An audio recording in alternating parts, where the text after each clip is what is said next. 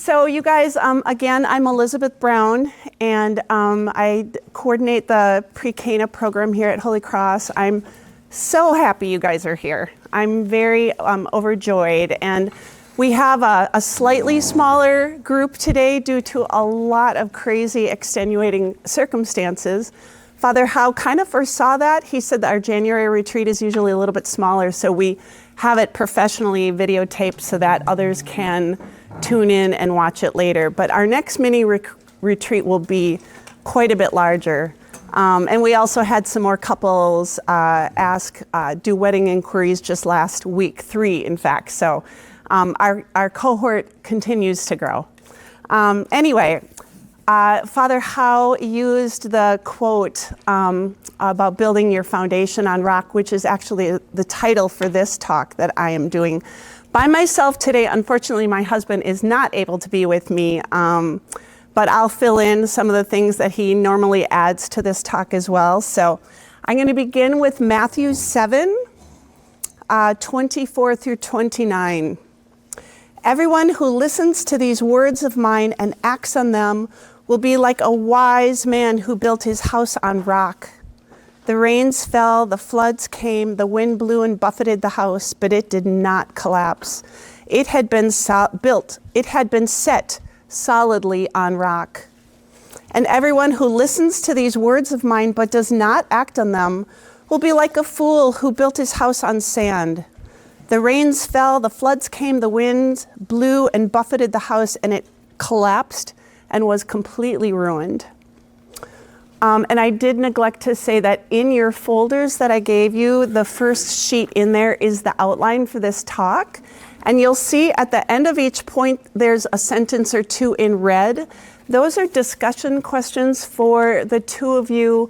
I'll talk for a brief time here and kind of cruise through this. And then I'll ask the two of you to just kind of spread out throughout the room and go through discussion questions for about 10 minutes after this talk. So be thinking about that, like what's really striking you as I speak, or and then you can talk about those things. Hopefully it's just the beginning of a conversation. What would be great is if you could go out later during this week and just continue to go through this. And what was your reaction to this? How did you take that? Did you agree with that? But the title of this is Building Your Foundation. Before I jump into that, I did want to reiterate what Father Howe said in his welcome video, which I sent you just a couple days ago, and some of you may or may not have gotten to. Totally fine if you didn't. But Father Howe really reiterated just how overjoyed that we are that you are all here with us, taking the time to kind of seriously reflect on your married life and prepare for it. You are all from incredibly different backgrounds. We have different faith backgrounds, we have different ages, we have really different family lives, we come from different parts of the state. This cohort is unusual. I actually don't know how many couples, there's 10 couples here today. There's over 20 couples in the cohort. Some are being prepared here to be married elsewhere. Some are being prepared elsewhere to be married here. And some are a combination. Some will be joining us for a couple of the mini retreats, and we're just putting together different combinations that suit couples the best. But all of you, regardless of where you're coming from and your background, are so welcome. We're just really, really overjoyed that you're here. So I want to say that. I get very enthusiastic about marriage. It's been a source of really great joy for me. Also a lot of struggle, but just great joy. And that's probably the number one reason that I'm here. That's why I work with engaged couples and just with marriage in general, because Catholic marriage is not understood well enough. We don't prepare well enough for it. We don't understand well enough what it really is. And the more we do that, the more we'll be blessed. The more we do that. And so Father Howe's talk is just such a gem to even go back to it later, save it for future married life and go back and say, what was he talking about? There's so much there. And of course, it could be a whole semester course that talk could easily be spread out over a whole semester. So what I want to do today is just talk about a couple of the foundations that my husband, REA, and I have kind of leaned into over the last 34 years. So very quickly, we've been married 34 years. We have 6 children, one of whom is in heaven. We lost a baby girl 20 years ago, actually, as a 2-month-old, which was one of the hardest things we've ever been through, but it's also one of our greatest blessings. Also, my children have a relationship with this baby girl. It's so incredible, right? The way God works mysteriously. The thing that you think is going to kill you ends up being like the greatest gift. So we have been through a lot in our marriage. We've lived all around. We've lived in DC, we lived in the Netherlands, and then we came back here primarily to raise our family. So our children range in age from 31. My oldest daughter and her husband are expecting number 3. And we're actually doing shared living right now. So they live on the lower level we bought a house together. They live on the lower level and we share the main floor and have bedrooms upstairs, but it's really fun. And then we have our son and our middle daughter who just got married in November. So that's wonderful. And then our youngest daughter who's a nurse in Florida. And then our youngest son who is a high school junior who is super cute. And he loves it when I tell everybody how cute he is. Isn't he cute? He's a great guy. Okay. All right. So, REA and I, so my husband is a pilot.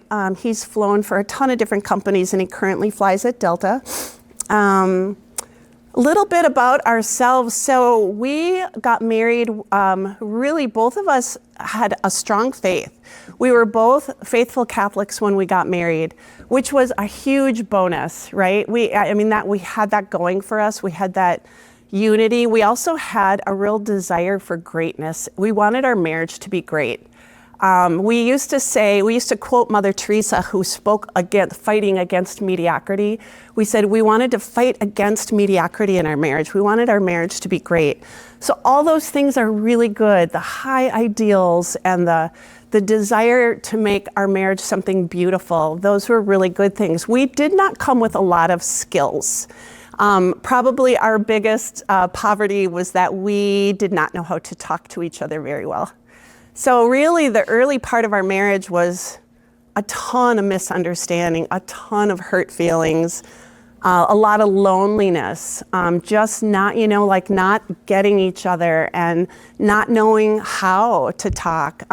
One of the beauties of mentoring, so REA and I mentor, and we've mentored for quite a few years, is we both sit there and just kind of shake our heads because the younger couples coming along know how to talk a lot better than we did. That's one of the things that we've noticed, like your communication skills, for the most part, we just shake our head and like what we would have done if we'd known what you guys know. But anyway, that's something obviously we always have to continue to work on is good communication skills. I'm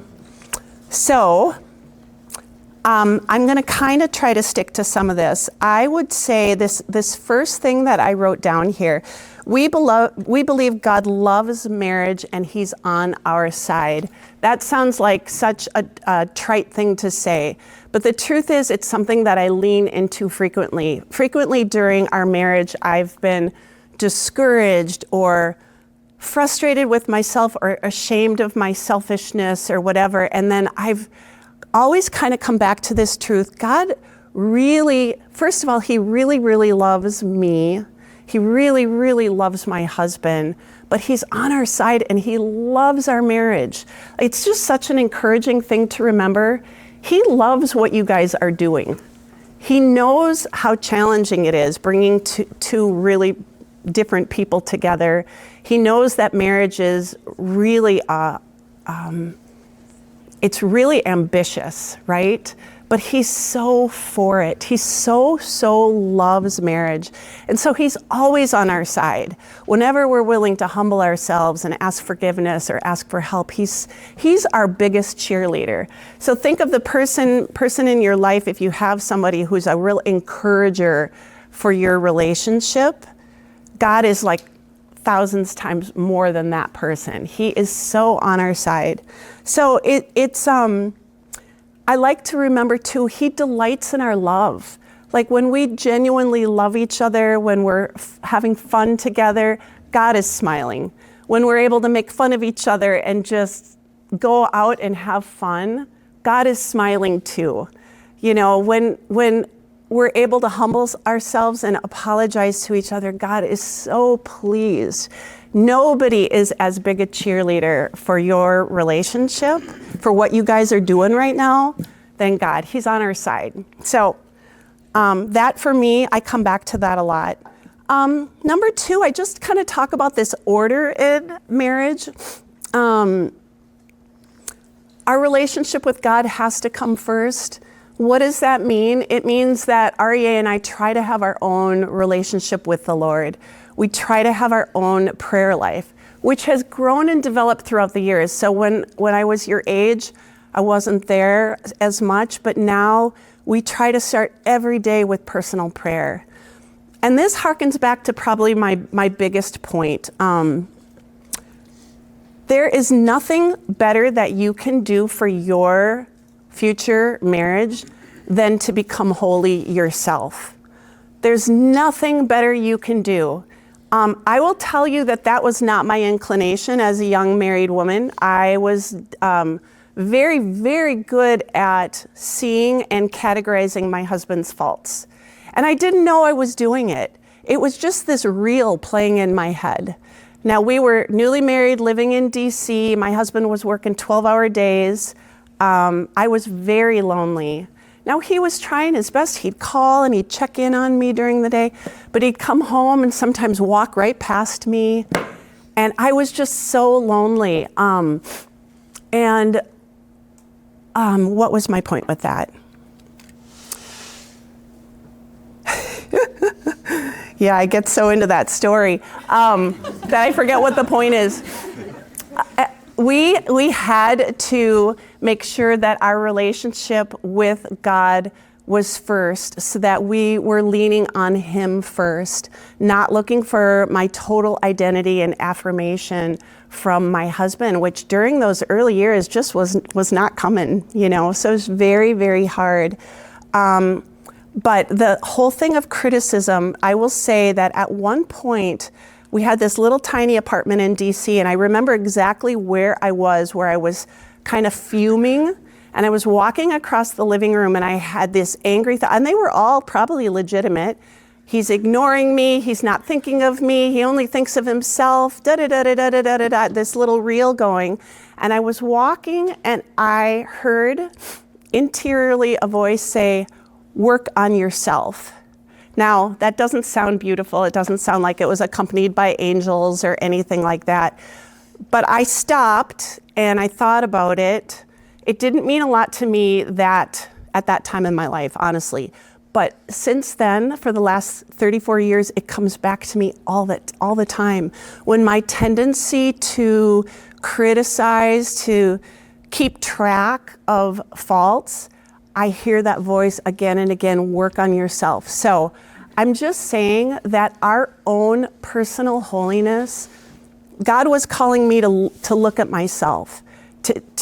I was very good at pointing out my husband's faults, but I didn't know how critical I was. I couldn't see myself, and it's easier. And you guys can probably relate to this. It's very easy to point out everyone else's faults. It's very hard to look inside and go, how can I be better? How can I love my husband better? You know, is there anything I need to apologize today for? And that is probably the single most powerful thing that we've done for our marriage, is to make our own holiness, not just self-improvement. Like, I don't want to just be a self-improvement guru who's working on all of these things, but actual inner conversion. And isn't that what God is here for, right? He loves us in our sin. He sees our brokenness. He saw that REA and I entered into marriage really headstrong, defensive people, you know, but He loved us right where we were, and He was so proud of us for those efforts to work on ourselves. And so that order in marriage, that we work on ourselves first, then our marriage is second. That relationship will flow out of what kind of a person I'm becoming. If I'm becoming a holy spouse and my husband is working on becoming a holy man of God, our marriage is gonna rock. Like that order is so important. And you've probably heard this many times, that children really are in third place. And you probably can't see this now, but it can be a real temptation to idolize your children. They fill your life, they fill your day, they fill so much time. If God willing, you're blessed with children, it can be easy to make an idol out of them. And so, we come back, we say kind of some of the same things all the time. No, we've got to go out on a date. No, mom and dad need this time together. And I know from what my kids have said to us, like they absolutely loved seeing that REA and I love each other. They like that just filled them with a peace, with a security, knowing mom and dad have prioritized their relationship before kiddos. So, any thoughts on any of that right now, or? Okay, all right. Number 3 is kind of interesting. I really believe, REA and I really believe that it's important to find a good Catholic parish and plug into it, give of yourselves, and start building community. And I'll tell you why. It's very easy to kind of think of marriage as our personal little thing that we're doing. And it's very easy early on to think of it's about the two of us, right? But actually, and Father Hal mentioned this in his talk, actually God is calling us as a married couple on a mission. And so yes, he wants to pour his life and love and joy into our marriage. Absolutely. But that's not the ending place for us. He really wants to send us out to be a blessing to the people around us. And there's kind of slow and steady ripple effects. So I just really want to encourage you to eventually, if not already, plug into a parish. And it might take time. Friendships, finding your people can take time. And I know I preach this to my own children all the time, and it can be hard and it can take a long time, and your first efforts may not be, they may not pay off. It may not be the right fit, or the first group of people that you meet may not be, but I encourage you to just keep persevering until you find a network of people who support your marriage and support the type of marriage that you're trying to have. Now, we have probably all had friends through the years, and we've maybe complained about a boyfriend or a girlfriend, and they're just like, oh, dude, just ditch her. Like, move on, you deserve better, da-da-da-da-da. And that's kind of a normal thing, is you get together with your buddies, and they commiserate with you, and they're like, dude, you deserve better, da-da-da-da.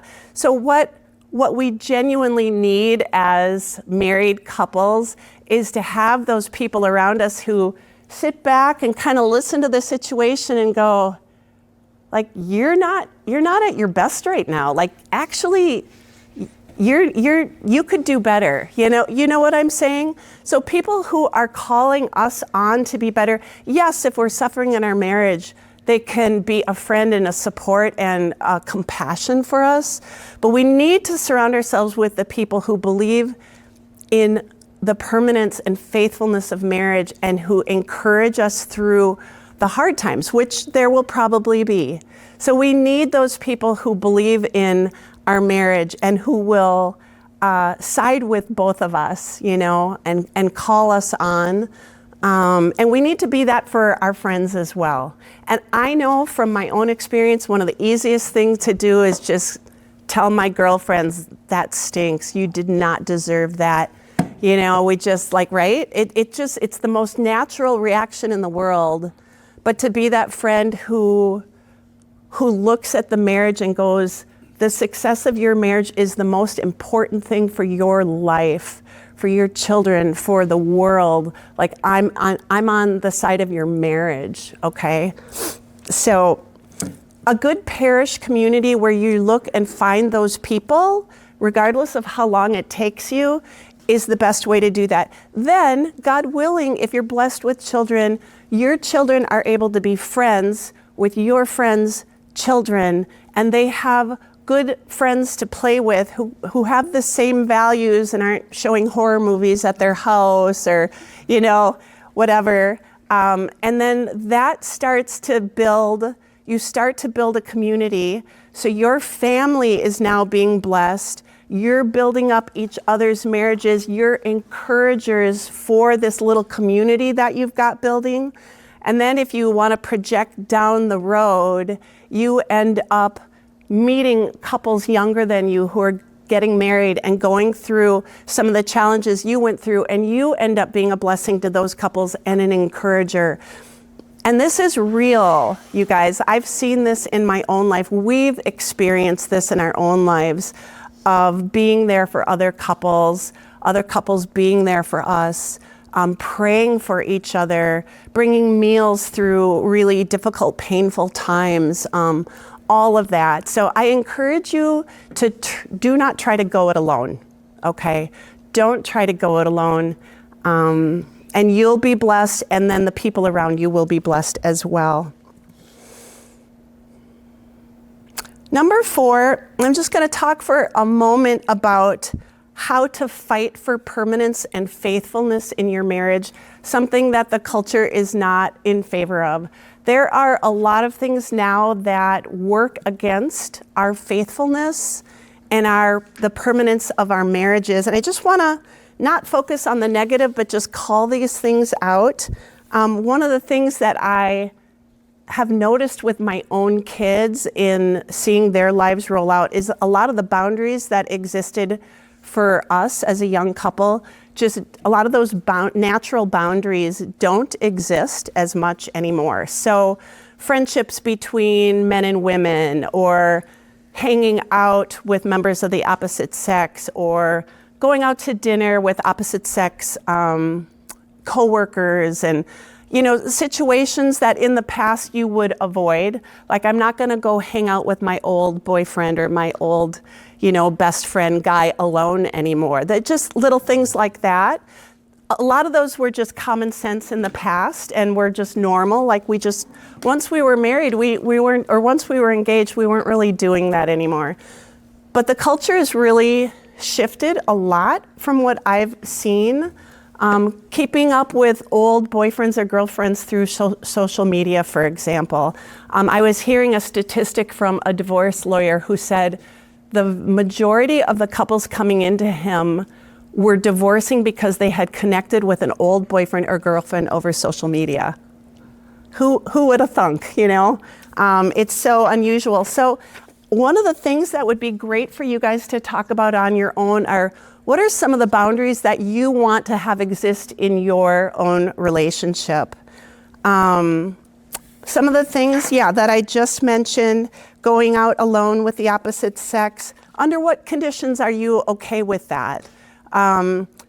Keeping up with old boyfriends or girlfriends, under what, you know, we kind of had a rule early in our marriage where it's not, like, we wouldn't send a Christmas card just from, I wouldn't send a Christmas card just from myself. It would always be Arya and Elizabeth. It would always be us together, right? So, you know, old girlfriends, Arya wouldn't send one off to her. You know, it would always be the two of us together as a unit.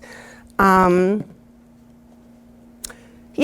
think we need to be, obviously there's a lot of talk about the struggles with porn. For women, this can exist as well. And there's a lot more help with this now, wonderfully. Also just even romance, so quote unquote romance novels, which tend towards really soft porn or worse. These are things that we need to be aware of that take our heart away from being singular for our spouse. Now, struggling with these things is not, again, like the Lord sees us and knows us right where we are, right? We know that. but also being aware that it's damaging our relationship and that we need to continually seek help until the Lord has fully healed us in this area. So yeah, don't hesitate to reach out for help. And hopefully all of you know that if you're struggling with any of those things. Our hearts and our bodies belong exclusively to our Lord and our spouse. So it's not just our bodies, but our hearts and our minds too. Now it's a struggle. It's an ongoing struggle, but as long as we're engaged in the struggle, we're good. As long as we're fighting for purity, we're fighting to give our heart exclusively to our spouse, we're good. As long as we're in the good fight, right? I'm going to tell you just two really quick examples under this one. One, my husband is, I've always loved him about this, loved this about him.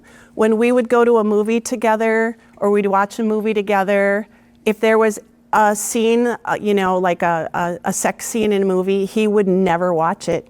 He would put his head down and he would ask me, just tell me when it's over.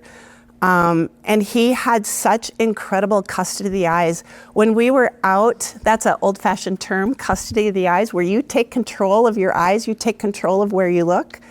And I love that. And I had never met anybody who was so careful and chivalrous. I'm going to use the word chivalrous about his own personal purity. And I cannot tell you how it made me feel honored. Like, oh, and it'll be something small, like on a movie with a couple just kissing, and he'll just be like, dum-de-dum-de-dum. Like, I don't need to see anybody else making out. Like, okay, neither do I. Like, okay. Like, he calls me on there, and it's just so beautiful. We've walked out of, movies for that same reason, because you can't just press fast forward like we usually do. I always tell my kids, it's not like someday you grow up and it's okay to watch this stuff. You never grow up to a point where it's okay to watch somebody else, having sex. That's a false idea that we have. So we train our kids to protect their own purity for now and forever. Now, if that has not been your upbringing, do not despair. Like, just start embracing this kind of I want to give my heart to my spouse alone, That's a goal that I have. I want my spouse to know that not only does she or he have my body, they've got my mind and my heart. I'm not perfect, but I'm fighting for this. So I want to if my husband were here, I always honor him in that department because he set such a good example, and for my children as well. And I also want to tell you a really quick story. The night before I was married, my mom pulled me aside now, and she said, Beth, I'm going to tell you what my mom told me the night before I was married. And she said, just because, Grandma Jane told me, just because you're getting married, don't think that another man will, how did she put it? Don't think that another man will never look attractive to you. Does that make sense? You simply shut the shades. And I remember looking at my mom going, what does that mean? What does that mean? So this is very humbling, but early years of marriage, the first 3 years we lived in DC, I was very, very lonely. Probably my first year of marriage, I worked at a coffee shop. Super duper busy. My husband was at his job 12 hours a day. And like I said, we did not have good communication. I was very, very lonely. I had a customer came in, and talk about a ready-made temptation, like Satan just knew me. He was a guy from Minnesota. He was super friendly and down home. Now, for those of you who know my husband, he is the most wonderful man in the world. He is not Mr. Shucks, how are ya, openly friendly. He's very formal, and he's more like, so anyway, this guy from Minnesota started being a regular customer of mine, and he'd come in and he'd go, how are you? How's DC treating you?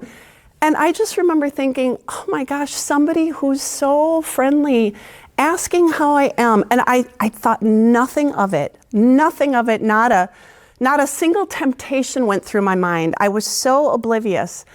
One day he came into the coffee shop and I remember looking out the window and suddenly my heart leapt. Girls, you know that feeling? Guys, you do too maybe? My heart leapt and I panicked. I suddenly realized what had happened. That I had developed like an emotional attachment to this total stranger. I didn't know his name, but somebody who was warm and friendly and was asking how I was. So I immediately, lo and behold, what do you think popped into my mind but my mom's funny thing? Shut the shades. And I went, okay. I was so scared. I was married like about a year. I was so scared that I could find another man attractive this soon. And I remember going, okay, shut the shades. What do? I'm going to shut the shades. And I grabbed my wedding ring and I was the only one up in the front counter. And I'm like, I've got to wait on him. I'm going to wait on him.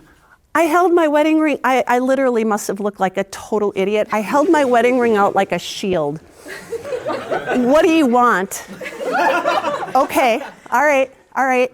And I wouldn't look at him and I got him his coffee and I went away.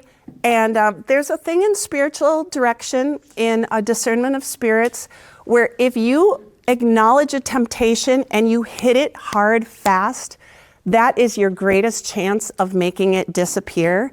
That's what happened that day. I never thought about that guy again. He came in, but the point is I had overcome the temptation because God gave me the grace to see what it was and to hit it hard. Does that make sense? So if that can happen to me, I mean, the temptations come in the most unexpected, friendly Minnesota smiley faces. You know, you just never know. It might be different for you. But be on guard, be ready to protect your house. It's a phrase Ari and I use a lot, protect your house.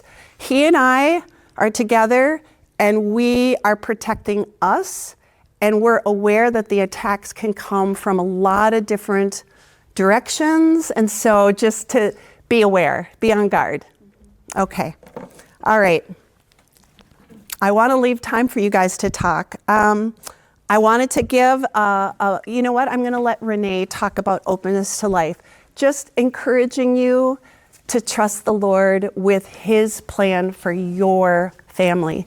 We are all so different. God's plan for each of our marriages is so unique. But praying for courage and praying for trust to be open to what He has for us is a source of so much joy. So control versus openness and trust. If you're right now feeling like this about your future, I'm going to control it because I don't want to lose control. It's terrifying to me. I get you. I understand. All I would say is start praying for trust. Pray to actually love what God wants to do in your relationship because it's going to be amazing. You don't want to thwart what He's trying to do. So that would be my only encouragement for you. I have a couple other guiding principles, and these are things that have kind of popped up for us in our marriage.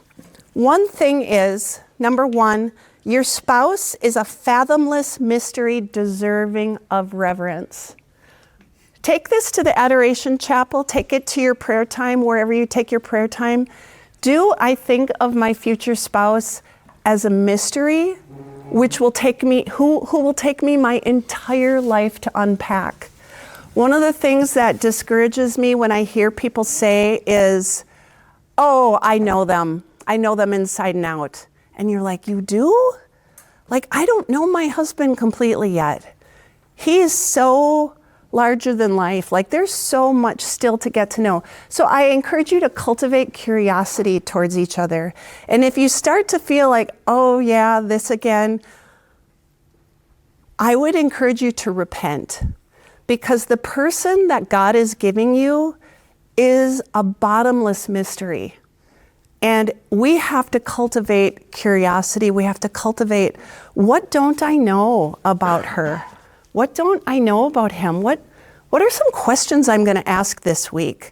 And marriage, God willing, will be many years for you. This is it's a mode of being that I encourage you to cultivate is curiosity and reverence. Hold fast to God's vision of your spouse.